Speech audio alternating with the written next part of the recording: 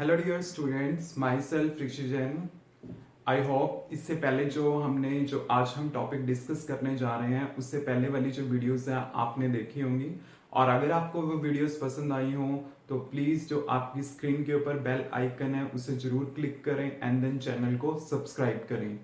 तो स्टूडेंट्स, आज जो हमारा टॉपिक है, अगर आपने पहले वाला टॉपिक अच्छे से देखा है, उसको अच्छे से कॉन्सेप्ट को समझा है, तो आज का जो टॉपिक है आपके लिए बहुत ज्यादा इजी हो जाएगा। बेसिकली जो factors affecting the value of the resistance वो हमने जो डिस्कस किया था, अगर आपको वो अच्छे से क्लियर हो गया है देन आज का टॉपिक आपके लिए बहुत इजी होने वाला है। तो नेक्स्ट टॉपिक हमारे पास है resistivity. Today we will discuss about the resistivity. अब देखिए, मेरे पास जो रिलेशन थी वो थी R equal to rho L by A। अब आपको पता है कि अगर मैं L और A यहां पे दोनों 1 पुट कर दूं तो होगा क्या, R equal to rho, L भी 1 है और ये भी 1 है, तो R किसके इक्वलेंट आ गया हमारे पास, रो के। तो इसका मतलब क्या है कि जो रेजिस्टिविटी बेसिकली है वो रेजिस्टेंस के इक्वलेंट ही है।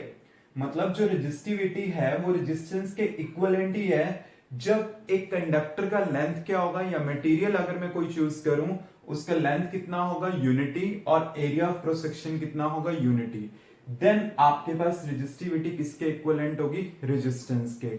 Means resistivity of a conductor is numerically equal to resistance of that conductor having unit length and unit area of cross section. Student, always remember in the resistivity or length and area of cross section is always fixed. ये parameter हमारे पास fix होते हैं कि हमने उनको क्या लेना है, यूनिटी लेना है। क्लियर। अब मैं डिस्कस कर रहा हूं इसके एसआई यूनिट के बारे में। आपके पास रेजिस्टिविटी यहां से क्या आएगी, rho equal to R A by L। R के एसआई यूनिट क्या होते हैं, ओम। एरिया के क्या होते हैं, मीटर स्क्वायर, और लेंथ के क्या होते हैं, metre. Metre metre will be cancel out, आपके पास क्या आ जाएंगे, ओम मीटर। तो इसके एसआई यूनिट हमारे पास क्या होंगे, ओम मीटर। कई बार क्या होता है सीबीएसई एग्जाम में क्वेश्चन ऐसे भी आ रखा है, name the physical quantity which having SI unit ohm metre. ठीक है, तो फिजिकल क्वांटिटी क्या होगी, वो रेजिस्टिविटी होगी। ओम मीटर किसके होंगे, रेजिस्टिविटी के। अब हमने क्या करने हैं, यहां पे फैक्टर्स की डिस्कशन करनी है जो क्या करते हैं, रेजिस्टिविटी की वैल्यू को इफेक्ट करते हैं। कि मतलब ऐसे कौन कौन से फैक्टर हैं जो रेजिस्टिविटी की वैल्यू को इफेक्ट करते हैं। अब देखिए, जब रेजिस्टेंस के केस के हम डिस्कस कर रहे थे तो हमने 4 फैक्टर लिए थे, length, second area of cross section,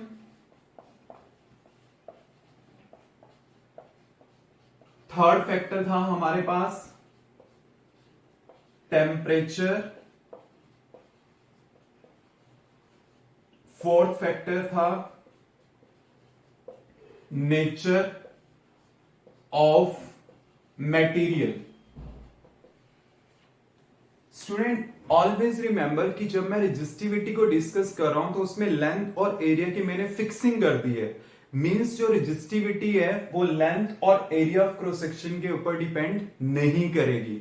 मतलब जो रेजिस्टिविटी है वो लेंथ के ऊपर भी डिपेंड नहीं करती और वो एरिया ऑफ क्रॉस सेक्शन के ऊपर डिपेंड नहीं करती। जो रेजिस्टिविटी फैक्टर होता है वो temperature and nature of material के ऊपर डिपेंड करता है।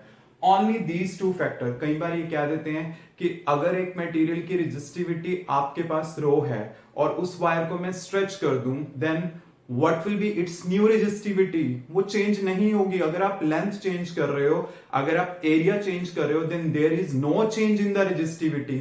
उसका रेजिस्टेंस चेंज करेगा, उसकी रेजिस्टिविटी चेंज कभी भी नहीं करेगी। Resistivity will always remain same. वो सिर्फ इन 2 फैक्टर्स के ऊपर डिपेंड करती है, temperature and nature of material. और स्टूडेंट, इसकी डिस्कशन सेम मैनर में ही होगी जो हमने रेजिस्टेंस की करी थी। सिर्फ आपने वहां पे क्या करना है, रेजिस्टेंस के प्लेस पे जो वर्ड यूज करना है वो रेजिस्टिविटी यूज करना है। बाकी हमारा डिस्कशन सारा सेम रहेगा। एक बार फिर भी बता देता हूं, जैसे हम टेम्परेचर को इंक्रीज करते हैं तो आपको पता है ये एक मटेरियल है और यहां से इलेक्ट्रॉन पास आउट होना चाहता है और आपको ये रिलेशन पता ही है, R equal to m l upon n e square tau A, R equal to rho l by a. तो R यहां पे भी है, R यहां पे भी है, L यहां पे भी है, यहां पे भी है, A यहां पे भी है, यहां पे भी है। तो इसका मतलब ये जो मेरे पास टोटल फैक्टर होगा, ये वाला फैक्टर, ये किसके इक्विवेलेंट होगा, रो के। तो रो किसके इक्विवेलेंट आएगा, m upon n e square tau. तो इस रिलेशन से मैं क्या कह सकता हूं कि जो रो होगा वो किसके होगा, इनवर्सली प्रोपोर्शनल टू टाउ होगा हमारे पास। तो इसका मतलब क्या है कि जब आप टेम्परेचर को इंक्रीज करोगे तो नंबर ऑफ वाइब्रेशन इंक्रीज होंगी, जिसकी वजह से क्या होगा, टाइम कम लगेगा। तो रिलैक्सेशन टाइम डिक्रीज कर रहा है, तो रेजिस्टिविटी क्या करेगा, इंक्रीज। उसमें क्या करता था, रेजिस्टेंस इंक्रीज करता था, यहाँ रेजिस्टिविटी वर्ड यूज करना है।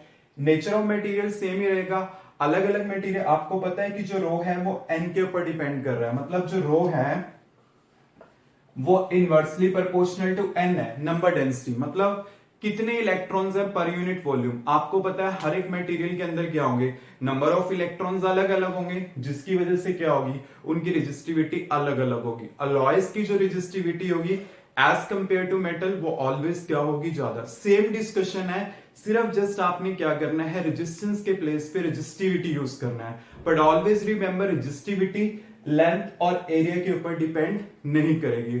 आई थिंक स्टूडेंट ये टॉपिक आपके लिए बहुत इजी होगा अगर आपने वो फैक्टर डिस्कस किए होंगे। Clear students, any doubt?